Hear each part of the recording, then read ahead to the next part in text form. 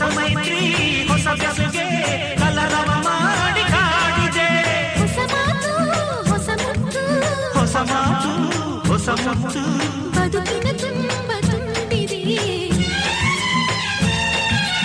ಅಂಬರ ಚುಂಬಿತ ಅಂಬರ ಚುಂಬಿತ ಅಂಬರ ಚುಂಬಿತ ಪ್ರೇಮ ಪ್ರೇಮ ನಿರ್ಮಲ ಮನಸ್ಸಿನ ಕಾವ್ಯ